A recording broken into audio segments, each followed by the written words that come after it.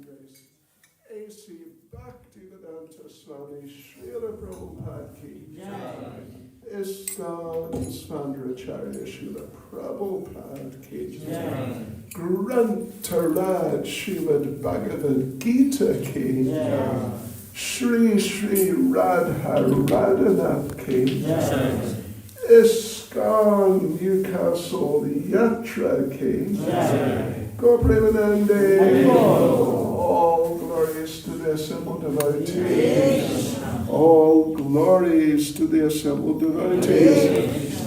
All glories to the assembled devotees. All glories to Sri Guru and Sri Gauranga.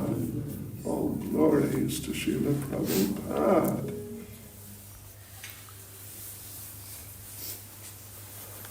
So, Hare Krishna devotees, Hare Krishna. How nice to see you all again.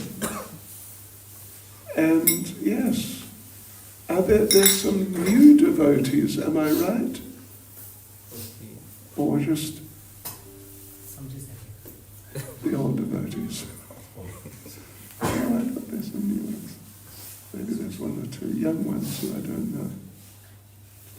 Anyway, Hare Krishna, and I'm very happy to be here. And I was meant to come, I don't know, a little, aren't you? Yes. Yes, you're young. So, stay young. Just stay young, okay? This is good advice, don't mind me saying it. It's good advice. Because when you get old, there's a saying, maybe you've heard it before. Old age is not for sissies. I tell you what. Yeah, really. Okay, well, anyway, we all know very well, a few days ago was Sri Krishna Janmashtami. Hari Bol and Prabhupada's Vyasa Puja Day, and then,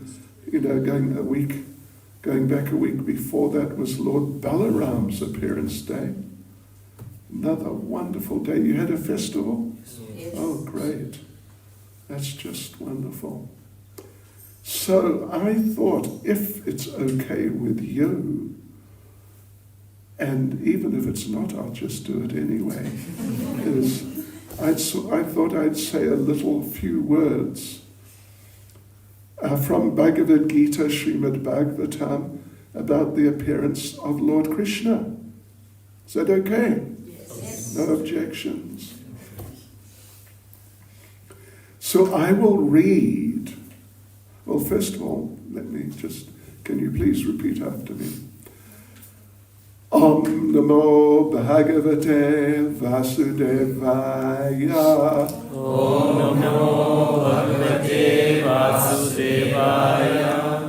Om Namo Bhagavate Vasudevaya.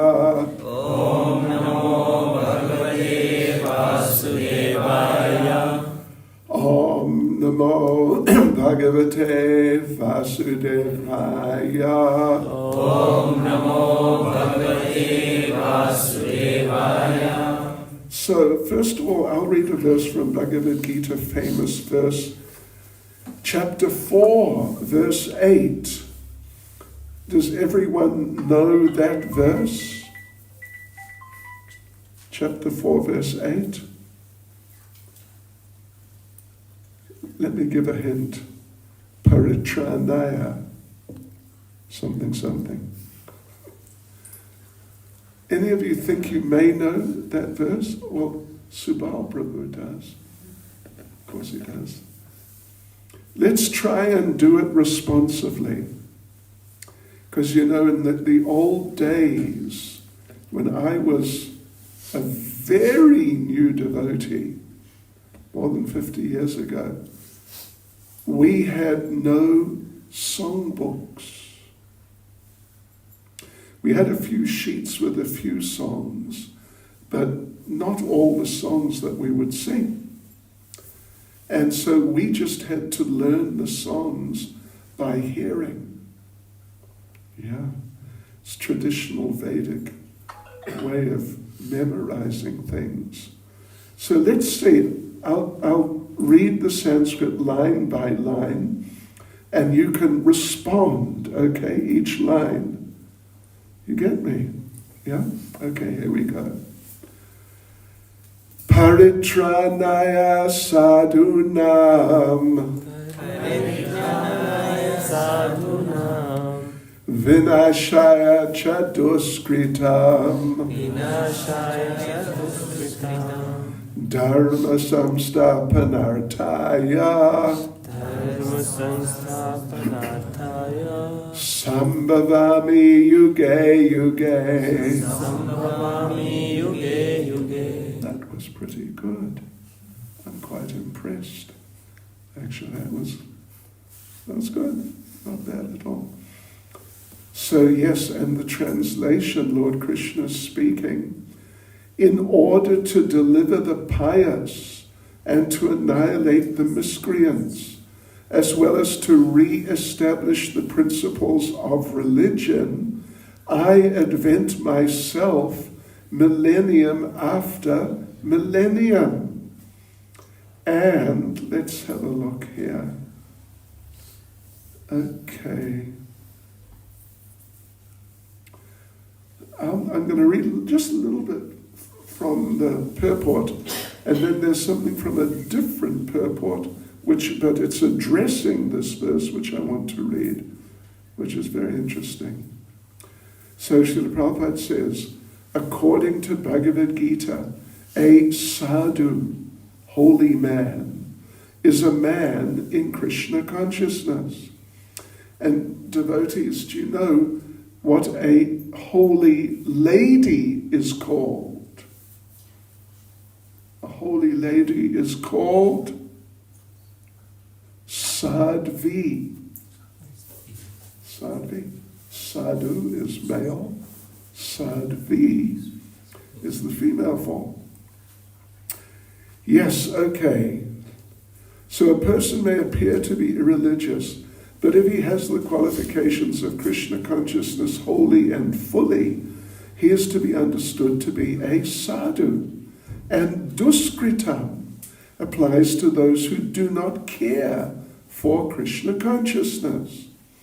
Such miscreants, or duskritam, are described as foolish and the lowest of mankind, even though they may be decorated with mundane education. Whereas a person who is 100% engaged in Krishna consciousness is accepted as a sadhu, even though such a person may be neither learned nor well cultured. As far as the atheistic are concerned, it is not necessary for the Supreme Lord to appear as he is to destroy them, as he did with the demons Ravana and Kamsa. The Lord has many agents who are quite competent to vanquish demons. But the Lord especially descends to appease his unalloyed devotees, who are always harassed by the demoniac. So yeah, the point here is, and I'm going to read something more from a class of Prabhupada's on teachings of Queen Kunti, 1st Canto, Chapter 8, verse 29. But there are 3 points, basically, or 3 reasons at least why the Lord appears. Who can tell me the first one, as mentioned here? Gentlemen, one of you tell me the first one, which we just read it. Annihilate the miscreants. 2? Annihilate the miscreants. Okay, that's the second one. The first one, ladies? Destroy miscreants and restore dharma. Well, that's the third one. And anyone, men or women, the first one. For pastimes with his devotees. That's just such a wonderful answer. It's not quite the right one. I mean, according to the verse, to deliver the pious or the sadhus. That was the first one. Then to destroy, well, not just destroy, what does he say? Annihilate. To annihilate. That means like really, whew, that's serious destroying. Yeah. And third one is to re-establish the principles of religion. Then Krishna appears to do these things. But what we read here, anyway, the one point Prabhupada made just here is that in order to destroy the demons, Krishna doesn't have to appear. Like, if he didn't appear, these demons wouldn't be destroyed. They'd just carry on forever or something like that. No. Prabhupada says, the Lord has many agents who are quite competent to vanquish the demons. But he especially comes for his unalloyed devotees. So it's a really important point, and we'll explore it a bit further by reading this other purport. Yeah, Krishna does not have to appear for demons to be destroyed. You know, not too long ago, Adolf Hitler was around. We've all heard of him, I imagine. Have you heard of Adolf Hitler? Well, you have. Have you? Good. That's good. He was a real demon. Yeah, to annihilate the demons. Well, Krishna didn't have to appear to kill Adolf Hitler. But Adolf Hitler got killed. Yeah. And he was really quite a demon. He was just really, pretty heavy demon. And re-established the principles of religion. Well, Prabhupada did that. And other great devotees have done that. So it's not like if the Lord doesn't appear when the principles of religion are sort of down, that they'll never come up. The devotees can bring them up. So why does the Lord appear? For his devotees, mainly. So let's just read a bit more about this and listen to this, it's nice. So Prabhupada says, when God incarnates, he has two missions: to vanquish the demons and deliver the sadhus, the faithful devotees. The word sadhunam, which means saintly persons, refers to devotees. It has nothing to do with worldly honesty or dishonesty, morality or immorality. It has nothing to do with material activities. Sometimes we may think that the word sadhu refers to a person who's materially good or moral. But actually the word sadhu refers to one who was on the transcendental platform. A sadhu, therefore, is a devotee, because one who engages in devotional service is transcendental to material qualities. Transcendental meaning above and beyond. Above, in a sense, whatever is in the room above here is transcendental to this room. You can say like that. It's just a little bit of an example to give an idea. Yeah. Right. Yeah, so transcendental above and beyond material things. Sagunan samatitya. Now the Lord comes to deliver the devotees. Paritranaya sadhunam. We just read that. But it is clearly stated in Bhagavad Gita, chapter 14, verse 26, that a devotee transcends the material qualities. Devotees are above the material qualities. Sagunan samatityaitan.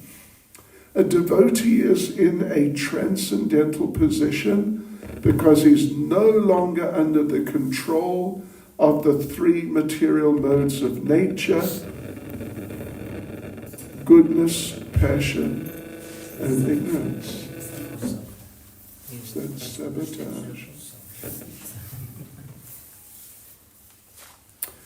Right, so devotees are no longer under goodness, passion, and ignorance.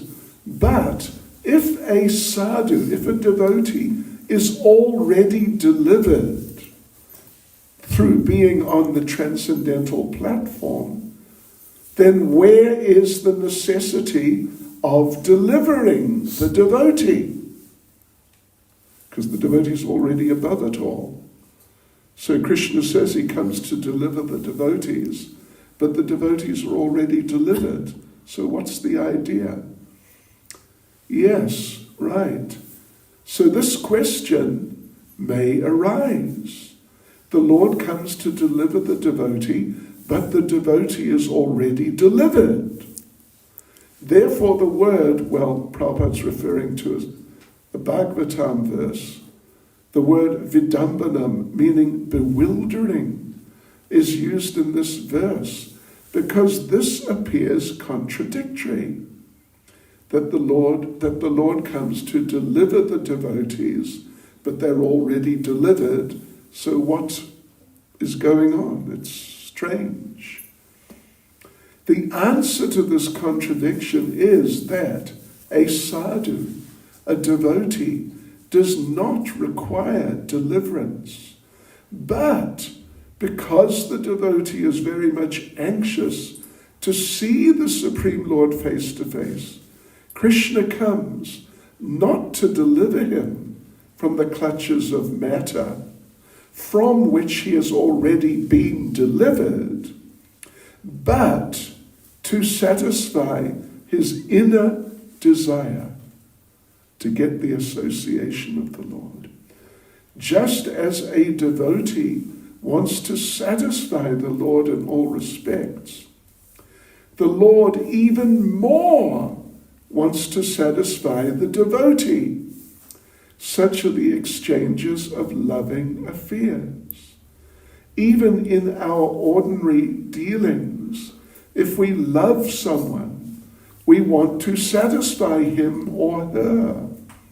And he or she also wants to reciprocate. So if the reciprocation of loving affairs exists in this material world, in what an elevated way it must exist in the spiritual world. There's a verse in which the Lord says, the sadhu is in my heart, and I'm also in the sadhu's heart. The sadhu, the devotee, is always thinking of Krishna, and Krishna is always thinking of the sadhu, his devotee. How does that sound?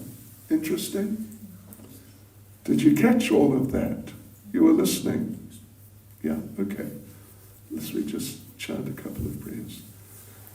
Namah Vishnuvadaya Krishna Prestaya Bhutale Shivati Bhakti Vedanta Swaminiti Namane Namaste Saraswati Devi Gauravani Puchani Nirvishesha Shunyavali Paschitya Dejatarne Sri Krishna Chaitanya Prabhu Nityananda Sri Advaita Gadadha Shivasadi Gaura Bhakta Vrinda Hare Krishna Krishna Krishna Hare Hare Hare Rama Rama Rama Hare Hare Vajkavatribhyascha Kripa Sindhu Pyaevacha Patitanam Pavanebhyo Vaishnavebhyo Namo Namaha Vaishnavebhyo Namo Namaha.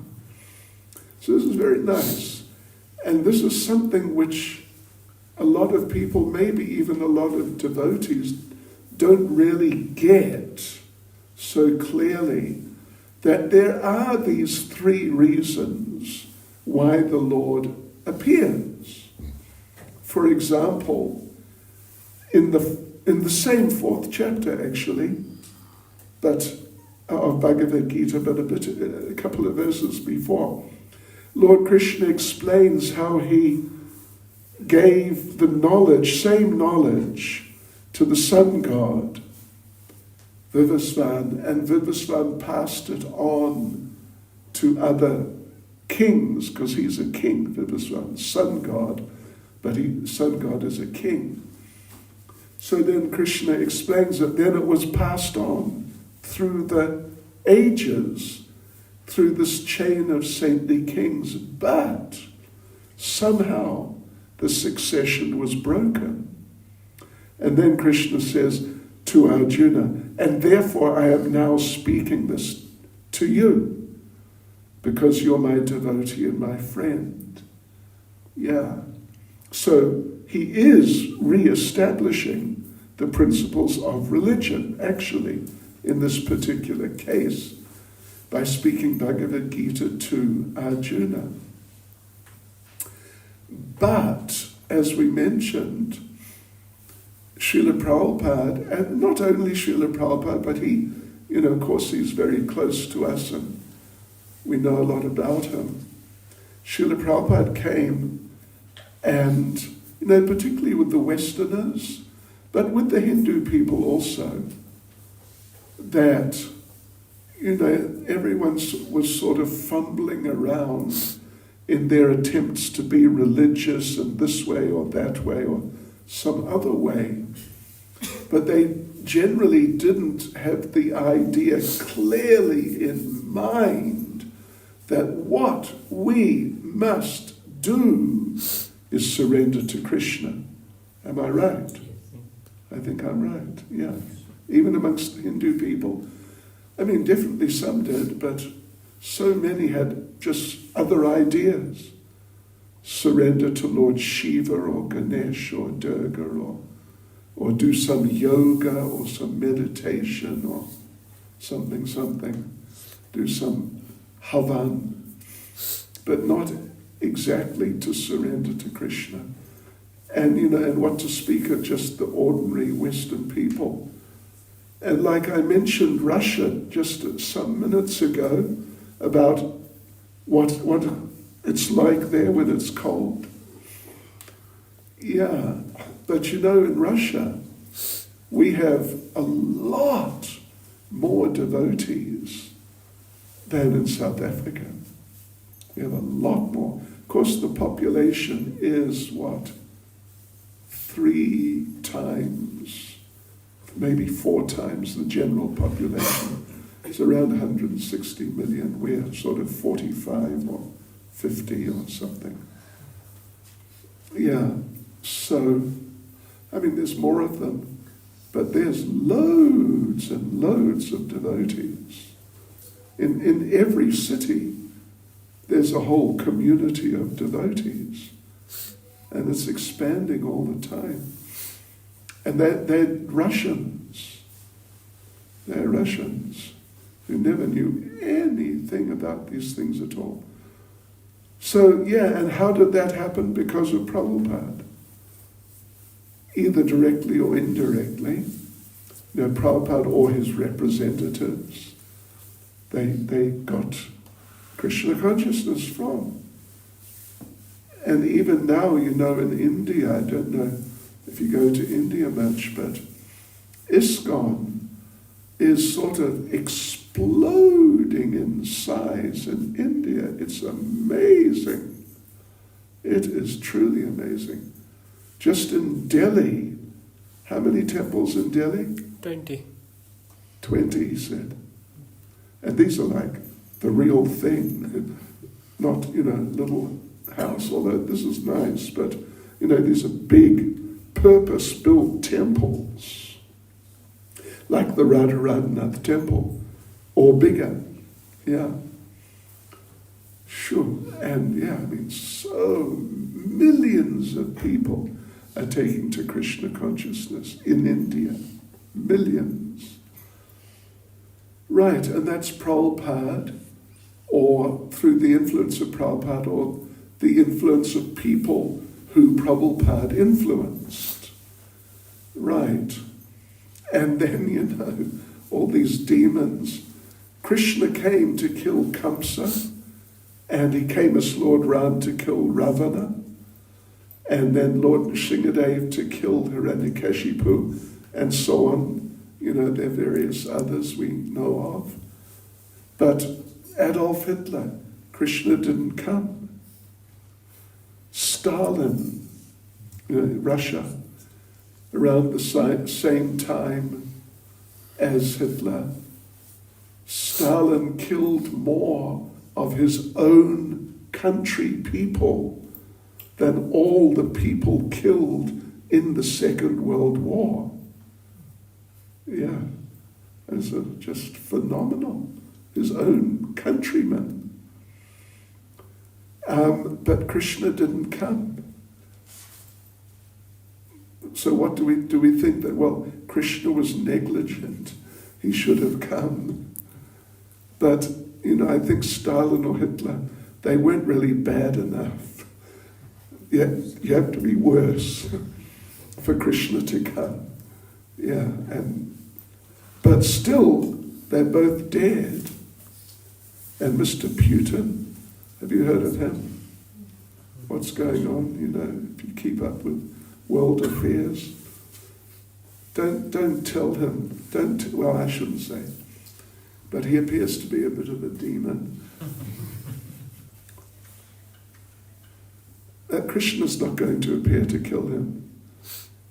Either one of his enemies is going to kill him, assassinate him or something. Or like with Lenin, he was another one. You know what they did with him? They ground up glass and put like little pieces of glass, a lot of it, in his food. And he ate it and he didn't notice. But it just tore his insides to pieces, and that was goodbye, Mr. Lenin.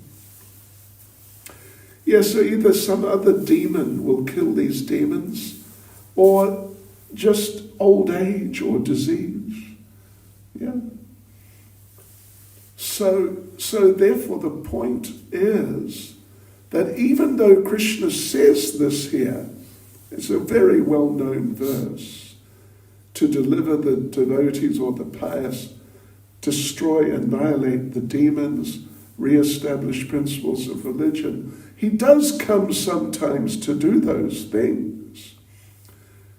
But at least, annihilate the demons and re-establish principles of religion. He doesn't have to come to do those things. Like if he doesn't come, the demons are not going to be destroyed, and religion is not going to become sort of reawakened. He doesn't have to come. Like if he doesn't come, those things won't happen. But if he doesn't come, the devotees will not be happy, because the devotees want to see Krishna and want to be with Krishna and serve Krishna personally. And there's a famous song, at least from my youth, George Harrison, My Sweet Lord. Have you heard that song? I really want to see you. I really want to be with you, but it takes so long, my Lord. Are you familiar with that song? Are you familiar with that song? You're familiar with that song, right? No. Where have you been? My mother, whenever that was playing on the radio when I was young, my mother would come in and sing along.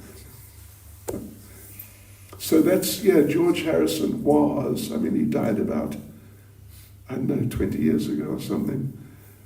But that was a very famous song.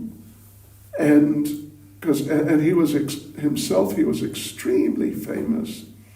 And you know what Prabhupada said about that song? This is a song of separation from Krishna, in the mood of Sanatan Goswami. Prabhupada said. Yeah, interesting little side point. But the devotees feel like that. So, therefore the Lord comes. And what did we read? Prabhupada said, as the devotee wants to satisfy the Lord in all respects, the Lord even more wants to satisfy the devotee. How's that? I mean, this is really food for thought. Yeah, it's really food for thought.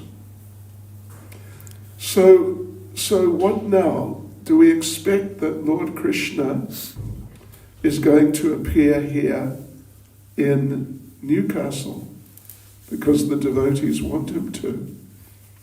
Well, the thing is this, it's an important point actually.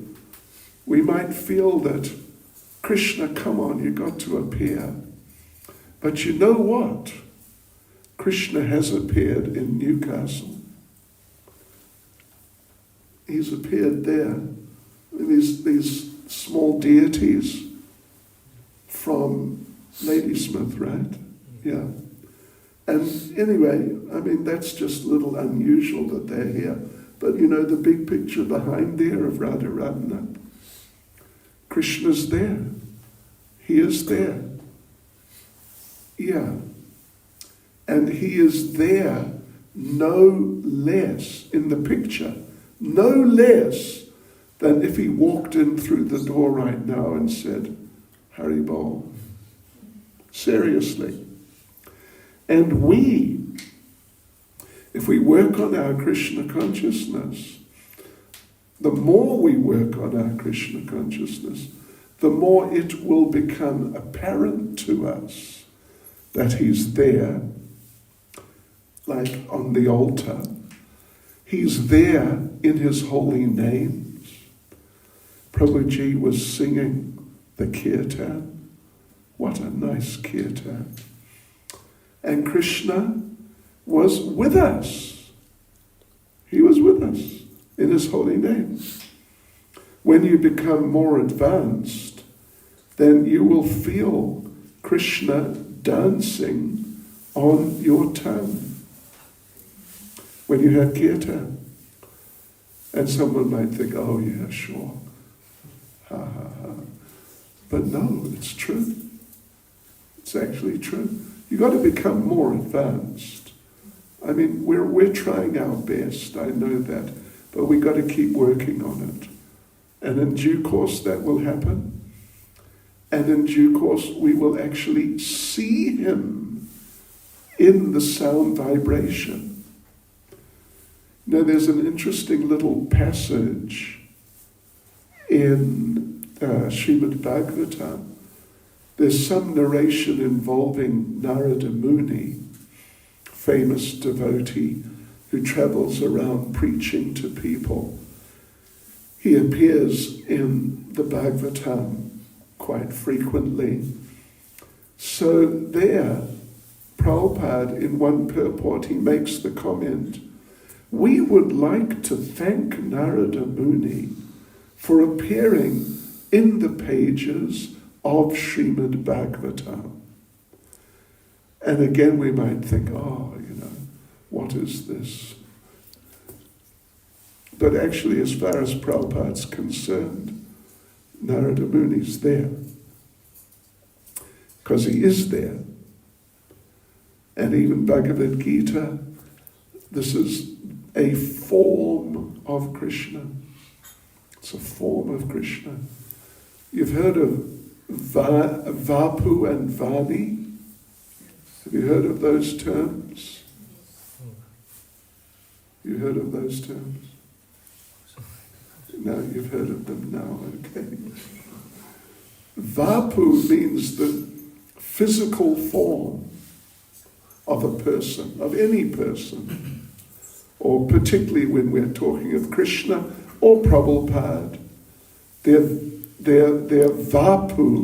vapu means the actual sort of flesh and blood. The Lord isn't flesh and blood, but visible form. But Vani means the form